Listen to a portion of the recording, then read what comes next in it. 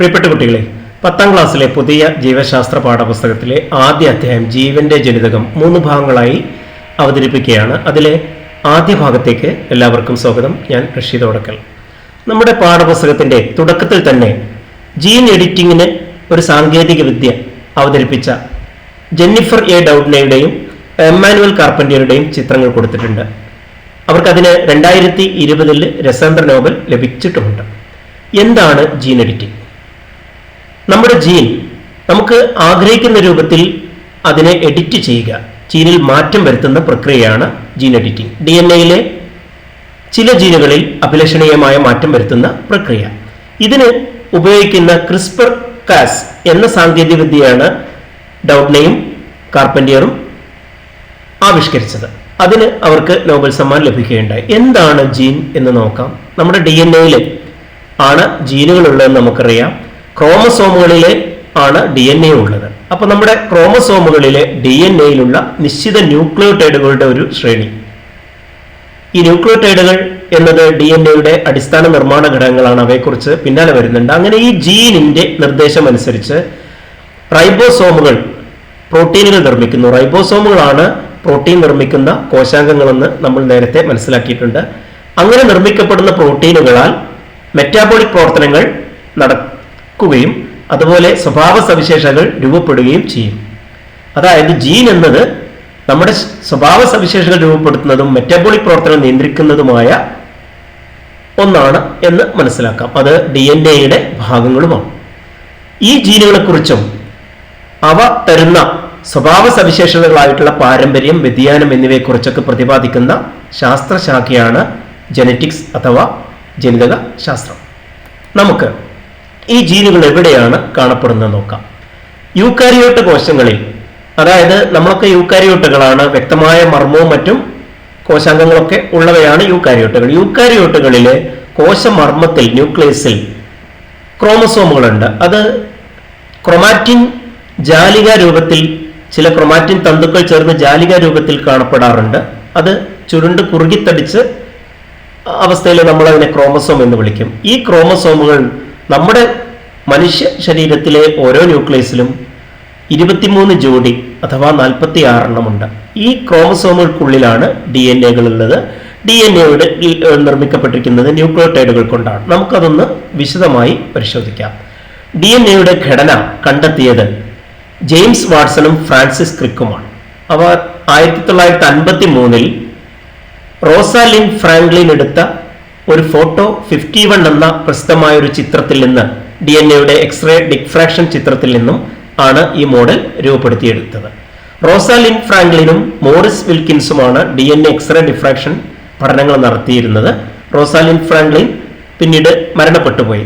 എന്തായാലും ഇവർ നിർമ്മിച്ച, അതായത് ജെയിംസ് വാട്സണും ഫ്രാൻസിസ് ക്രിക്കും നിർമ്മിച്ച ഈ മാതൃക ചുറ്റുകോവണി മാതൃകയാണ്. അത് രൂപപ്പെടുത്തിയെടുത്തത് ഫോട്ടോ 51 എന്ന് പറയുന്ന ഈ ഒരു ഡിഫ്രാക്ഷൻ ചിത്രത്തിൽ നിന്നുമാണ്. തുടർന്ന് 1962 മെഡിസിനുള്ള നോബൽ പ്രൈസ് ഈ ചുറ്റുകോവണി മാതൃക, ഈ double helical model of DNA കണ്ടെത്തിയതിന് മോറിസ് വിൽക്കിൻസും ഫ്രാൻസിസ് ക്രിക്കും ജെയിംസ് വാട്സണും പങ്കിട്ടു. DNA ചുറ്റുകോവണിയുടെ രൂപത്തിലാണെന്ന് പറഞ്ഞു. 2 ഇഴകൾ ഉണ്ട്.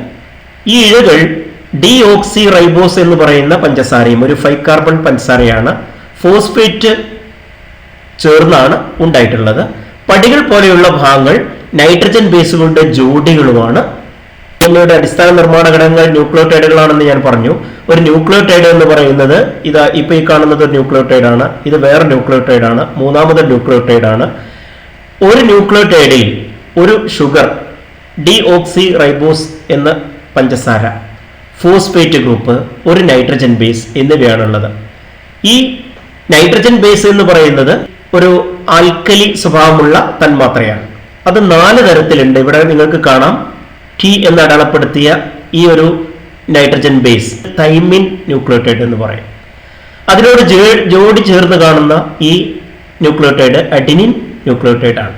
അതുപോലെ ഗ്വാനിൻ ന്യൂക്ലിയോടൈഡ്, സൈറ്റോസിൻ ന്യൂക്ലിയോടൈഡ്, ഇങ്ങനെ 4 ന്യൂക്ലിയോടൈഡുകളാണ് ഉള്ളത്. നിങ്ങൾക്ക് നമ്മുടെ പുസ്തകത്തിലെ ഈ ചിത്രത്തിൽ കാണാം. അഡിനിൻ, തൈമിൻ, ഗ്വാനിൻ, സൈറ്റോസിൻ എന്നീ നൈട്രജൻ ബേസുകൾ അടങ്ങിയ ന്യൂക്ലിയോടൈഡുകളാണ് പരസ്പരം ബന്ധപ്പെട്ട് രണ്ട് ഇഴകളുമായിട്ട് ജോഡി ചേർന്ന് കാണുന്നത്.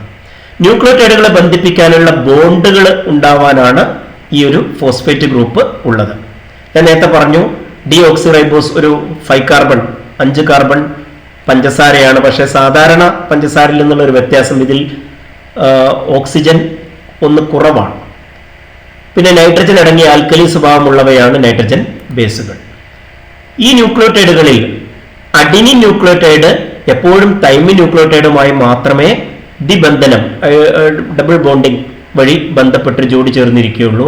അതുപോലെ ഗ്വാനിൻ, സൈറ്റോസിൻ ഇവ ട്രിപ്പിൾ ബോണ്ടിങ് അല്ലെങ്കിൽ ത്രിബന്ധനം എന്നുള്ള രൂപത്തിൽ ജോഡി ചേർന്നിരിക്കും.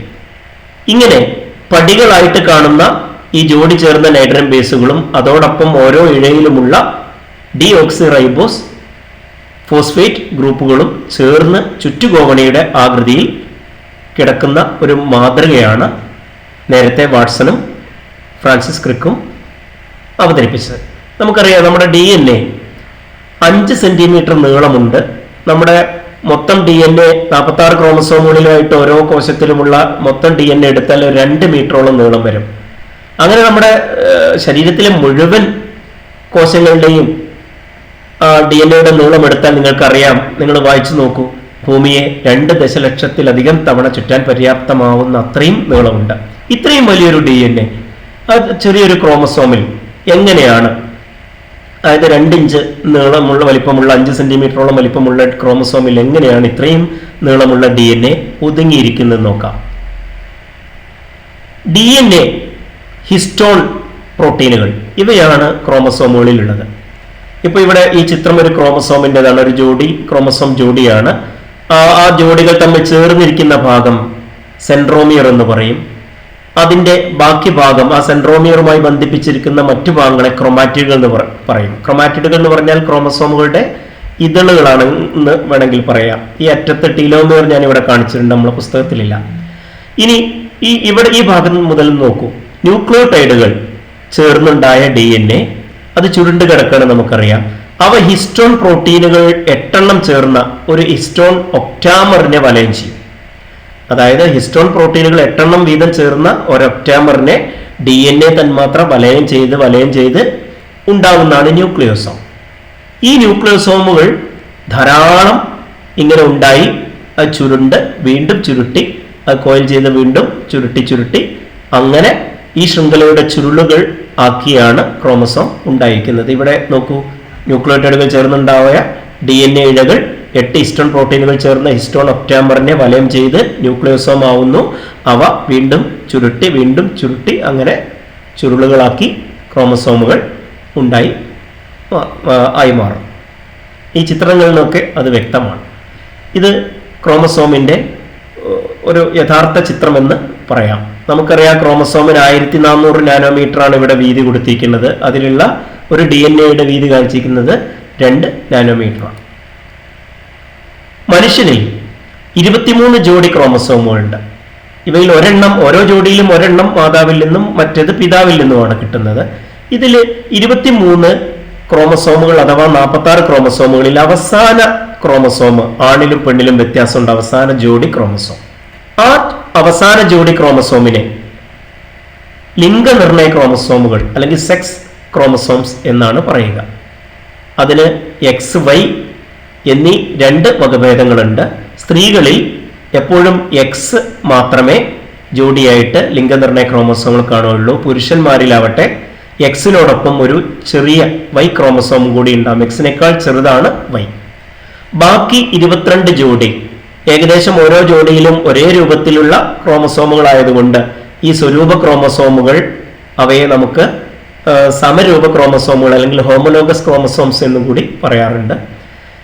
ഒരു ജോഡി ലിംഗനിർണയ ക്രോമസോമുകൾ അടക്കം 23 ജോഡി അഥവാ 46 നമ്മുടെ മനുഷ്യനിലെ ക്രോമസോം സംഖ്യ.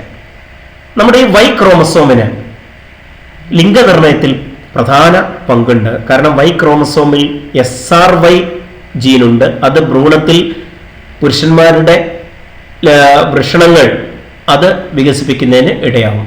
Y അടങ്ങിയ ക്രോമസോം ഉള്ളവ പുരുഷന്മാരായും അല്ലെങ്കിൽ ആൺകുഞ്ഞായും വൈ ഇല്ലാത്തവ പെൺകുഞ്ഞായുമായി മാറുന്നു. നമുക്ക് ഇവയൊന്ന് സ്വരൂപ ക്രോമസോം 22 ജോഡിയുണ്ട്, ലിംഗനിർണയ ക്രോമസോം 1 ജോഡിയുണ്ട്. അവ നമുക്കൊന്ന് താരതമ്യം ചെയ്തതാണ് ഈ പട്ടിക. സ്വരൂപ ക്രോമസോം ശാരീരിക സവിശേഷതകളെ നിയന്ത്രിക്കാനുള്ളതാണ്. ലിംഗനിർണയത്തിനുള്ളതാണ് പ്രധാനമായും ഈ XX, XY എന്ന ലിംഗനിർണയ ക്രോമസോമുകൾ. സ്വരൂപ ക്രോമസോമുകളെ സമരൂപ ക്രോമസോമുകൾ എന്ന് പറയാറുണ്ട്. ലിംഗനിർണയത്തിൽ Y ക്രോമസോമിൽ SRY ജീനിന് നല്ലൊരു പങ്കുണ്ട് എന്ന് നമ്മൾ പറയുകയും ചെയ്തു. ഇവിടെ നോക്കിയാൽ അറിയാം, എപ്പോഴും സ്ത്രീയുടെ അണ്ടങ്ങൾ X ആണ് അടങ്ങിയിരിക്കുന്നത്. അതുമായിട്ട് X അടങ്ങിയ പുംബീജം ചേരുമ്പോഴൊക്കെ ഉണ്ടാകുന്നത് പെൺകുഞ്ഞാണ്. ഇവിടെ നോക്കിയാൽ അറിയാം 44+XX, 44+XS എന്ന ജനിതഘടനയാണ് സ്ത്രീകൾക്ക്. എന്നാൽ Y ക്രോമസോമാണ് ഏതെങ്കിലും ഒരു അണ്ടവുമായിട്ട് സ്ത്രീയുടെ ഗ്യാമീറ്റുമായിട്ട് അല്ലെങ്കിൽ ലിംഗകോശവുമായിട്ട് ചേരുന്നെങ്കിൽ ഉണ്ടാവുന്നത് 44+XY എന്ന ജനിതഘടനയാണ്, അതായത് ആൺകുഞ്ഞാണ്. ആ ജനിതഘടനയാണ് ഇവിടെ കൊടുത്തിരിക്കുന്നത്. സ്ത്രീകളിൽ 44XX, 46 ക്രോമസോമുകളാണ് ആകെയുള്ളത്. അതിൽ 44 സ്വരൂപ ക്രോമസോം, 2 ലിംഗനിർണയ ക്രോമസോം, അത് XX. പുരുഷന്മാരിൽ 44XY, അതിൽ 46 ആകെയുള്ളതെങ്കിൽ 44-ഉം 2-ഉം ഈ 2 XY ആണ്. ഇതിൽ പുറമെ അപൂർവമായിട്ട് ചിലർക്ക് ചില വ്യത്യസ്ത ജനിതഘടനകൾ ഉണ്ടാവും. ഇപ്പോൾ ഉദാഹരണത്തിന് ടർണർ സിൻഡ്രോമും XXX സിൻഡ്രോമും സ്ത്രീകൾക്കാണ് ഉണ്ടാവുക. നോക്കൂ, നിങ്ങൾ ഒരു X മാത്രമേ ഉള്ളൂ ടർണർ സിൻഡ്രത്തിൽ. എന്നാൽ 2Xന് പുറമെ ഒരു X കൂടി ചേർന്ന് 3X എന്ന അവസ്ഥയാണ് XXX സിൻഡ്രോം. പുരുഷന്മാർക്ക് ഉണ്ടാവുന്നതാണ് ക്ലൈൻഫെൽറ്റർ സിൻഡ്രോം, അതുപോലെ തന്നെ XYY സിൻഡ്രോം എന്ന് പറയുന്ന സിൻഡ്രോം. ഇതിൽ പേര് സൂചിപ്പിക്കുന്ന പോലെ തന്നെ Y സിൻഡ്രത്തിലെ ഒരു X ഉള്ളൂ, 2 Y ഉണ്ട്. എന്നാൽ ക്ലൈൻഫെൽറ്റർ സിൻഡ്രോമിൽ ഒരു X കൂടുതലായിട്ട് കാണാം. XYക്ക് പുറമെ ഒരു X കൂടി. വ്യത്യസ്ത ജനിതഘടനയുള്ള ആളുകൾക്ക് ചില പ്രശ്നങ്ങളും ഉണ്ടാവാറുണ്ട്. നമുക്കത് ഉയർന്ന ക്ലാസ്സിൽ പഠിക്കാം. അപ്പൊ ഇതുവരെ നമ്മൾ ചർച്ച ചെയ്ത പ്രകാരം ജനിതകശാസ്ത്രം, ജീനുകളും പാരമ്പര്യവും വ്യതിയാനവും ഒക്കെ കുറിച്ച് പഠിക്കുന്ന ശാസ്ത്രശാഖയാണ്. ഈ ജീനിന്റെ നിർദ്ദേശമനുസരിച്ച് ഉണ്ടാകുന്ന പ്രോട്ടീനുകളാണ് മെറ്റബോളിക് പ്രവർത്തനങ്ങളെ നിയന്ത്രിക്കുകയും നമ്മുടെ സ്വഭാവ സവിശേഷതകൾ രൂപപ്പെടുത്തുമെന്നൊക്കെ നമുക്കറിയാം. ഈ പ്രോട്ടീനുകൾ എങ്ങനെയാണ് നിർമ്മിക്കപ്പെടുന്നതെന്ന് നമുക്ക് അടുത്ത ക്ലാസ്സിലാണ് ചർച്ച ചെയ്യുന്നത്. നമുക്ക് കുറച്ച് ചോദ്യങ്ങൾക്ക് ഉത്തരം കണ്ടെത്തേണ്ടതുണ്ട്. 1. ക്രോമസോമുകളിലെ ഡാഷിന്റെ ഭാഗമാണ് ജീൻ. ശരിയായ ഉത്തരം, ക്രോമസോമുകളിലെ DNA ഭാഗമാണ് ജീൻ.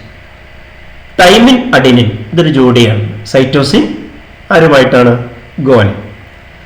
ഒരു പഞ്ചസാരയും ഒരു ഫോസ്ഫേറ്റും ഒരു നൈട്രജൻ ബേസും ചേർന്ന DNA അടിസ്ഥാന നിർമ്മാണ ഘടകങ്ങൾക്കൊരു പേരുണ്ടല്ലോ, ഇവിടെ കാണിച്ചിട്ടുണ്ട്. അതാണ് ന്യൂക്ലിയോടൈഡ്. പിന്നെ ഫ്രാൻസിസ് ക്രിക്കിനോടൊപ്പം DNA ചുറ്റുകോവണി ഘടന നിർദ്ദേശിച്ചത് ജെയിംസ് വാട്സൺ അല്ലെ. സ്ത്രീകളിൽ 44 സ്വരൂപ ക്രോമസോമും XX ഉള്ളപ്പോൾ ആണുങ്ങളിൽ, പുരുഷന്മാരിൽ എന്താണെന്നാണ് ചോദിച്ചിരിക്കുന്നത്. സംശയമില്ല, 44+XY.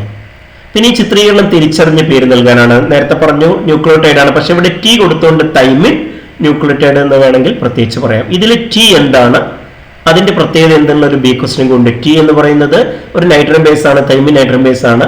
അത് നൈട്രജൻ അടങ്ങിയ, പേര് സൂചിപ്പിക്കുന്ന ബേസ് ആണ്, അതായത് ആൽക്കലി സ്വഭാവമുള്ള തന്മാത്രയാണ്. 3ാമത്തെ ചോദ്യം, ക്രോമസോമുകളിലെ ന്യൂക്ലിയോസോമുകൾ രൂപപ്പെടുന്നത് എങ്ങനെ? നമ്മൾ വിശദമായി കണ്ടു. DNA ഹിസ്റ്റോൺ ഒക്ടാമറിനെ വലയം ചെയ്ത് ആണ് ന്യൂക്ലിയോസോമുകൾ രൂപപ്പെടുന്നത്. ഇനി 4ാമത്തേതിൽ 4 ഉപചോദ്യങ്ങളുണ്ട്. ഒന്ന് SRY ജീൻ. ഇത് നമുക്കറിയാം, പുരുഷന്മാരിലെ Y ക്രോമസോമിലുള്ള ഒരു പ്രത്യേക ജീനാണ്. ഇത് ഭ്രൂണത്തിൽ വൃഷണങ്ങളുടെ വികാസം ഉണ്ടാവുന്നതിന് കാരണമാവുന്നുണ്ട്. അടുത്തത് CRISPR-Cas സാങ്കേതികവിദ്യ. ജീൻ എഡിറ്റിംഗ് സാധ്യമാക്കുന്ന ഒരു സാങ്കേതികവിദ്യയാണിത്.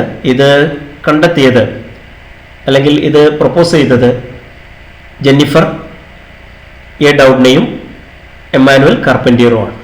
ഫോട്ടോ 51 അതാണ് 3ാമത്തത്. ഫോട്ടോ 51 എന്ന് പറയുന്നത് റോസാലിൻ ഫ്രാങ്ക്ലിൻ എടുത്ത DNA ഒരു എക്സ്റേ ഡിഫ്രാക്ഷൻ ചിത്രമാണ്. ഇതിൽ നിന്നുമാണ് ജെയിംസ് വാട്സണും ഫ്രാൻസിസ് ക്രിക്കിനും DNA ഘടന ഉണ്ടാക്കാൻ കഴിഞ്ഞത്, ചുറ്റുകോണി മാതൃക ഉണ്ടാക്കാൻ കഴിഞ്ഞത്. എന്താണ് ഹിസ്റ്റോൺ എന്നാണ് അവസാനം. ഹിസ്റ്റോൺ എന്ന് പറയുന്നത് ക്രോമസോമിലെ DNA കാണുന്ന ഒരു പ്രോട്ടീനാണ്. അപ്പോൾ രണ്ടാമത്തെ ക്ലാസ്സിൽ കാണാമെന്ന പ്രതീക്ഷയോടെ വിടാം.